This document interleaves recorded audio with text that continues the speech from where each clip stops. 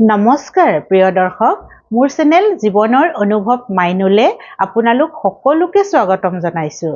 আশা কৰোঁ আপোনালোক ভালেৰে আছে, সুস্থ আৰু সুখী হৈ থকাটোকে মই ভগৱানৰ ওচৰত প্ৰাৰ্থনা কৰোঁ। আজি মই আপোনালোকৰ মাজলৈ বহুত ধুনীয়া ভিডিঅ' এটা লৈ আহিছোঁ। নিশ্চয় আপোনালোকে ভাল পাব আৰু ভিডিঅ'টো বহুত গুৰুত্বপূৰ্ণ, আমাৰ কাৰণে বহুতেই গুৰুত্বপূৰ্ণ বুলি ভাবি মই আপোনালোকৰ মাজলৈ লৈ আহিছোঁ। আৰু এইখিনি কথা প্ৰায়ে জানেই সকলোৱে, তথাপিতো যিসকলে নাজানে তেওঁলোক উপকৃত হ'ব বুলি মই ভাবিলোঁ আৰু সেইকাৰণে মই আপোনালোকৰ আগত মই জনা কথাখিনি ভিডিঅ' আকাৰে আপোনালোকৰ মাজলৈ লৈ আহিছোঁ। আমি সকলো পত্নীয়ে ভাবোঁ আমাৰ মানুহজনে আমাক মৰম কৰক, আমাৰ স্বামীজনে আমাক মৰম কৰক, নহয়নে বাৰু? এনেকুৱা এগৰাকী পত্নী নাই যিয়ে নাভাবে যে মানুহজনে তেওঁক বা স্বামীজনে তেওঁক মৰম নকৰে। সকলোৱে স্বামীৰ পৰা মৰম পাব বিচাৰে আৰু সকলোৱে ভাবে নিজৰ স্বামীজন ধনৱান হওক, তেওঁ ধনে ধনে ভালকে থাকক আৰু আমাৰ ঘৰখন ভালেৰে সুখে শান্তিৰে যাতে চলিব পাৰে, নহয়নে বাৰু? আৰু এতিয়া মই এই কথাটোকে ক'ব বিচাৰিছোঁ যে আমাৰ স্বামীজন ভালেৰে থাকে আৰু আমাক মৰম কৰে আৰু ধনৱান হয়। আমি যদি কেইটামান কথা মানো তেতিয়াহ'লে নিশ্চয় আমাৰ মানুহজনেও আমাক মৰম কৰিব আৰু আমাৰ স্বামীজনো ধনৱান হৈ থাকিব। এই কথাকেইটাকে যিখিনি মই জানো সেই কথাকেইটাই মই আপোনালোকৰ আগত এতিয়া ক'বলৈ ওলাইছোঁ। প্ৰথম কথাটো হৈছে, আমি স্বামীজনক সদায় নহয়, সদায় কৰিবতো কোনেও নোৱাৰে। যেনেকৈ বছৰেকত 3টা বিহু আহে, সেই বিহুত তেওঁক ভৰিত ধৰি সেৱা কৰিব লাগে। সকলোৱে কৰেই, তথাপিতো মই এবাৰ কৈ দিছোঁ বাৰু, কেতিয়াবা কোনোবাই নকৰিবও পাৰে।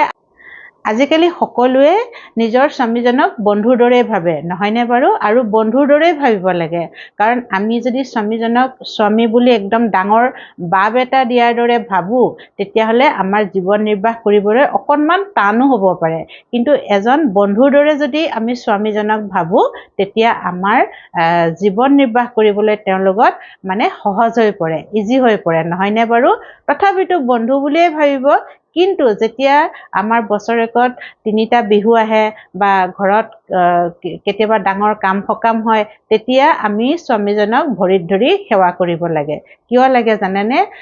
আপোনালোকে এটা কথা মন কৰিছেনে? প্ৰায়ে আমি ফটোবিলাকত দেখোঁ লক্ষ্মী মাই শ্ৰীহৰিক, নাৰায়ণ ভগৱানক ভৰিতখনত ধৰি তেওঁক সেৱা কৰি থাকে, ভৰি পিটিকি থাকে। দেখিছেনে বাৰু সেই ফটোখন? আৰু তাৰ পৰাই আমি জ্ঞান ল'ব লাগে যে স্বামী যিমানেই আমি বন্ধু জ্ঞান নকৰোঁ, তেওঁৰ স্থানটো আমাতকৈ বহুত ওপৰত। আমাৰ জীৱনত তেওঁৰ স্থান ভগৱানৰ পিছতে হয়। সেইকাৰণে তেওঁক আমি এই বিহু পৰৱ যিবোৰ আহে সেই সময়ত আমি তেওঁক ভৰিত ধৰি ভালকৈ সেৱা কৰিব লাগে আৰু চাবচোন তেওঁ খুব ভাল পায়, সেই সন্মানকণ তেওঁক দিব লাগে। বাকী সময়ত আপুনি বন্ধুৰ দৰে তেওঁৰ লগত হাঁহি ধেমালি কৰক, হাই কাজিয়াও হয়নে নহয় বাৰু? সৰু সুৰা কুটকাট লাগেও, একো কথা নাই। কিন্তু কেতিয়াবা তেনেকুৱা বা বিহু পৰৱ আহিলে বা ঘৰত কেতিয়াবা কাম সকাম কৰিলে তেনেকৈ যদি আমি স্বামীজনক ভৰিত ধৰি সেৱা কৰোঁ, আমাৰ কাৰণেও ভাল আৰু স্বামীৰ কাৰণেও ভাল।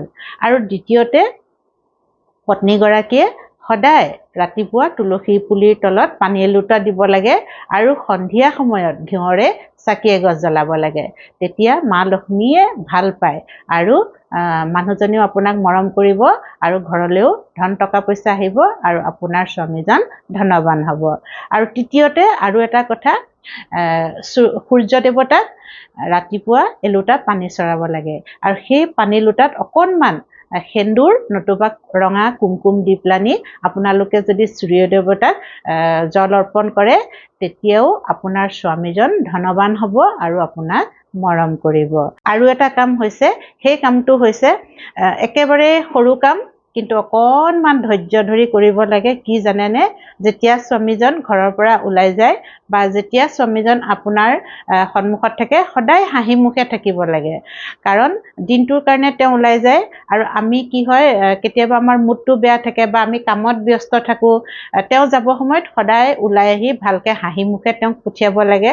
আৰু তেওঁ যেতিয়া কামৰ পৰা ঘূৰি আহে তেতিয়াও আপোনালোকে যিমান দিনটোত দুখ কষ্ট নাথাকক, আপোনাৰ খং উঠি নাথাকক, সেই সময়ছোৱাত যেতিয়া স্বামীজন ঘৰলৈ ঘূৰি আহে তেতিয়াও আমি হাঁহি মুখে তেওঁক ভালদৰে ব্যৱহাৰ কৰিব লাগে।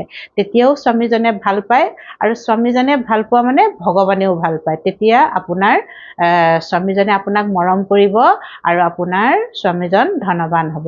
আৰু আপুনি অকণমান পৰিপাটিকে থাকিব লাগিব। আমাৰ ঘৰখনত বহুতেই কাম হয়, ল'ৰা ছোৱালী কাল মৰা, ঘৰখন চাফ চাফাই কৰা, আৰু শাহুৰ শহুৰ নহয়নে বাৰু, বহুত কাম থাকে। তথাপিতো আমি নিজকে পৰিপাটিকে ৰাখিব লাগে, অকণমান ধুনীয়াকে ৰাখিব লাগে। ধুনীয়া মানে মই এইটো কোৱা নাই বহুত ষ্টাইল কৰি থাকক, ভাল ভাল বস্তু ঘৰতে পিন্ধি থাকক, তেনেধৰণে নহয়। কেতিয়াবা দেখা পোৱা যায় কামৰ কাৰণে বা কিছুমান কাম নকৰিলেও নহয়, সেইবোৰৰ ধান্দাত কি হৈ যায়, লোকৰ কাম কৰোঁতে কৰোঁতে আমি পত্নীগৰাকী বা ঘৰৰ মানুহগৰাকীয়ে নিজকে মানে ঠিক কৰিবলৈ, নিজকে চম্ভালিবলৈ আমি পাহৰি যাওঁ। মূৰ ফণিয়াবলৈ পাহৰি যাওঁ বা কিবা কৰিবলৈ পাহৰি যাওঁ। তেনেকুৱা কেতিয়াও কৰিব নালাগে। প্ৰত্যেকগৰাকী নাৰীয়ে ৰাতিপুৱা 5 মিনিট নিজকে সময় দিয়ক। ধুনীয়াকে গা পা ধুই মূৰ আঁচুৰি পৰিপাটিকে থাকি ভগৱান সেৱা কৰি আৰু আপোনালোকে স্বামীক ভালকে হাঁহি মুখে পঠিয়াওক অফিচলৈ। তাৰপিছত যি কাম আছে কৰি থাকিব। 5 মিনিট সময় নিজক দিয়ক, নিজৰো ভাল লাগিব আইনাখন চাই। ৰাতিপুৱাই নিজকে অকণমান সজাই ল'লে নহয়নে বাৰু? আৰু যাবৰ সময়ত আপোনাৰ স্বামীজনেও আপোনাক চাই ভাল পাব আৰু ভগৱানেও ভাল পাব। সেইকাৰণে এই কামটো প্ৰত্যেকে কৰিব লাগে, আৰু কৰেই, এনেকুৱা নহয় যে নকৰে। তথাপিতো দুই এগৰাকী তাৰ মাজতে দেখা পোৱা যায়, ইমান কামত বিজি হৈ যায় তেওঁলোকে, একদম মানে গোটেই দিনটো কেতিয়াবা মূৰ নফনীয়াকৈ থাকে। মই দেখিছোঁ সেই কথাটো। আৰু সেইকাৰণে আপোনালোকক কৈছোঁ, নিজকে অকণমান টাইম দিয়ক, নিজকে পৰিপাটিকে ৰাখক, নিজৰ হেল্থত ধ্যান দিয়ক। কাৰণ আপুনি ঘৰখনৰ মুৰব্বী। যদিও স্বামী মুৰব্বী, তথাপিতো মাইকী মানুহগৰাকীয়ে, পত্নীগৰাকীয়ে মুৰব্বী। তেওঁ গোটেই ঘৰখন চম্ভালিব লাগে, স্বামীজনক চাব লাগে, ল'ৰা ছোৱালীক চাব লাগে, ঘৰৰ শাহু শহুৰক চাব লাগে, ঘৰখন চলাব লাগে। আমি যেতিয়া পত্নীগৰাকী ঠিক হৈ থাকোঁ তেতিয়াহে গোটেই ঘৰখন ঠিক হৈ থাকিব, নহয়নে বাৰু? আৰু তেতিয়া আপুনি ভাল হৈ থাকিলেহে, পত্নীগৰাকী ভাল হৈ থাকিলেহে ঘৰখনৰ সকলো ভাল হৈ থাকিব, আৰু ধন টকা পইচাৰ দিশৰ পৰাও উন্নতি হৈ আহিব। সেইকাৰণে আপুনি নিজকে 5 মিনিট টাইম দি ধুনীয়া হৈ মানে পৰিপাটি হৈ থাকক, আৰু স্বামীজন অফিচলৈ গ'লে হাঁহি মুখে পঠিয়াব, আৰু তেওঁ অফিচৰ পৰা আহিলেও ধুনীয়া, বা অফিচ বুলিয়েই নহয়, যিকোনো কামতে যিয়ে কাম নকৰক, যেতিয়া ঘৰৰ পৰা তেওঁ কৰ্মসূত্ৰে বাহিৰলৈ যায় তেতিয়া হাঁহি মুখে পঠিয়াব, আৰু ঘৰলৈ উভতি আহোঁতেও তেওঁক হাঁহি মুখেহে সম্ভাষণ জনাই বাকী কাম কৰিব। বাকী তাৰ মাজতো আৰু কিবা কিবি হৈ থাকে, সেইখিনি বাৰু চবৰে হয়, সেইখিনি বেলেগ কথা, আৰু হ'বও লাগে, তেতিয়াহে মৰম বাঢ়ে, নহয় জানো? মই যিমানখিনি কথা ক'লোঁ সেইখিনি কথা সকলোৱে জানে বুলিয়ে মই ভাবিছোঁ, আৰু সকলোৱে কৰে বুলিয়ে মই ভাবিছোঁ। এতিয়া শেষত মই আৰু এটা আপোনালোকক কথা কওঁ, সেইটো হৈছে আপোনালোকে ফিটকিৰি সকলোৱে চিনি পায় নহয়নে? এটুকুৰা ফিটকিৰি আনিব, সেই ফিটকিৰি টুকুৰা বুধবাৰ দিনা আপুনি স্বামীজনক গিফ্ট কৰিব। ফিটকিৰি বহুতেই কামত লাগে। আপোনালোকে ভাবিব যে ফিটকিৰিয়েনো কি কৰিব? ফিটকিৰি মানে আমাৰ সৌন্দৰ্যৰ কাৰণেও বহুত ভাল, আৰু বহুত গুণ আছে ফিটকিৰিৰ। মই সেই বিষয়ে বাৰু বেলেগ এদিনে ক'ম। ফিটকিৰিৰ অকণমান পানীত মিলাই মুখখন ধুলে চেহেৰাও ভাল হয়, স্কিনৰ কাৰণে বহুত ভাল হয়।